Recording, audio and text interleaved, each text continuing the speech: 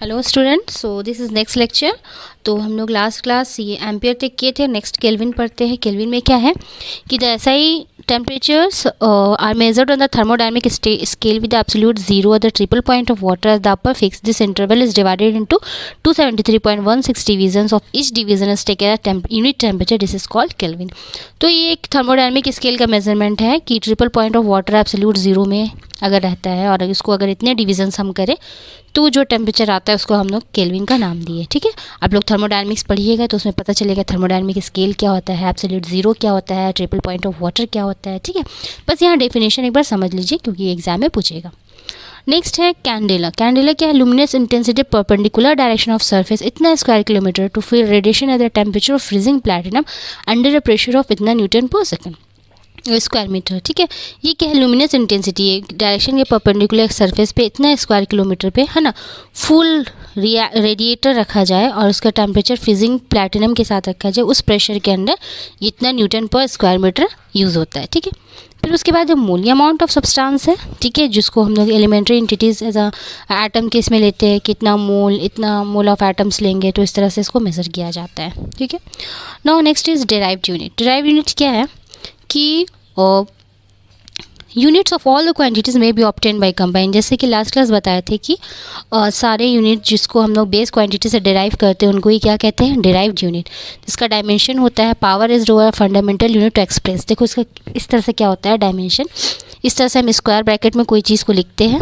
ठीक है, ये ऐसे स्क्वायर ब्रैकेट में चीज़ को लिखते हैं। ठीक है, और उसमें उसका वैल्यू को दे देते हैं और उसका पावर दे देते हैं कि कितना वैल्यू है। ठीक है, जैसे कि मास के लिए हम लोग लेते हैं किलोग्राम के लिए मास, मीटर जो है उसके लिए लेंथ का है और जो टाइम है वो सेकंड के लिए। तो एरिया, अगर एरिया का हमको डायमेंशन लिखना हो, ये ध्यान से देखिएगा, डायमेंशन बहुत इंपॉर्टेंट टॉपिक है, हमेशा एग्जाम में पूछता है। एरिया का फॉर्मूला क्या होता है? Length into breath. Right, length into breath. तो लेंथ इंटू ब्रेथ, लेंथ को भी हम लोग मीटर में ही देते हैं और ब्रेथ को भी मीटर में ही लिखते हैं। ठीक है, तो ये लेंथ के लिए एल और ये ब्रेथ जो है वो भी लेंथ ही है तो एल स्क्वायर हो गया। ठीक है, जिसका वैल्यू है लेंथ है।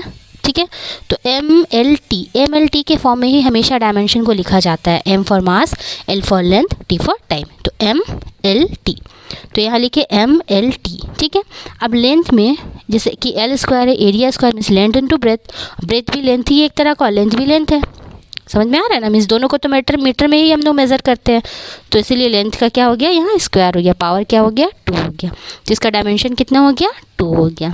ठीक है, उसी तरह से नहीं ये देखो वॉल्यूम का क्या है? Length into breath into height. ठीक है, तो एल इंटू एल, सबको तो लेंथ में ही मेज़र किया जाएगा, सब तो मीटर में ही मेज़र किया जाएगा, जैसे लेंथ ब्रेथ हाइट। ठीक है, तो इसी तरह से ये तो हो गया एल क्यूब, तो एल की जगह वैल्यू क्या लिख देंगे हम लोग? पावर 3, तो इसका डायमेंशन क्या हो गया 3 हो गया। ठीक है, यहाँ तक सबको समझ में आया? नेक्स्ट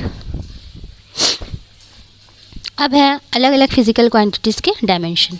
जैसे वेलोसिटी का फॉर्मूला क्या होता है? Displacement by time. जितना डिस्प्लेसमेंट हुआ जितने टाइम में उसको क्या कहते हैं? वेलोसिटी। तो डिस्प्लेसमेंट के लिए, डिस्प्लेसमेंट हो रहा है कोई चीज़ यहाँ से यहाँ जा रहा है तो लेंथ में मेज़र करेंगे, इसलिए एल, और टाइम के लिए टी। तो टी को जब ऊपर लेके जाएंगे तो टी का पावर -1 हो जाएगा, तो एल टी -1। ठीक है, जिसको कैसे लिखेंगे? एम एल टी के फॉर्म में, तो एल टी -1, और एम में कुछ तो यहाँ एम तो है नहीं इसलिए एम के पावर में 0 हो जाएगा। तो ये वेलोसिटी का डायमेंशन ये हो गया। उसी तरह से एक्सेलरेशन का डायमेंशन, एक्सेलरेशन का फॉर्मूला होता है वेलोसिटी बाई टाइम।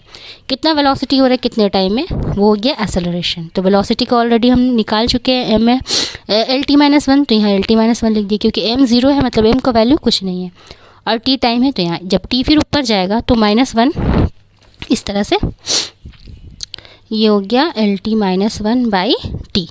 जब टी को ऊपर लेके जाएंगे तो एल टी -1 ऑलरेडी है, जब टी ऊपर जाएगा तो यहाँ टी -1, और फिर क्या हो जाएगा ये एल टी, और ये -1 क्या हो जाएगा? ये बेस दोनों सेम है तो टी सेम लिख देंगे, और यहाँ -1 कितना हो जाएगा? -2, जिसको हम लोग लिखे एल टी -2। ये क्या हो गया? एक्सेलरेशन का डायमेंशन फॉर्मूला। अगर इसको तीनों के फॉर्म में लिखना है तो क्या हो जाएगा? m0 l t -2। ठीक है, तो आज का क्लास यहीं तक रखते हैं।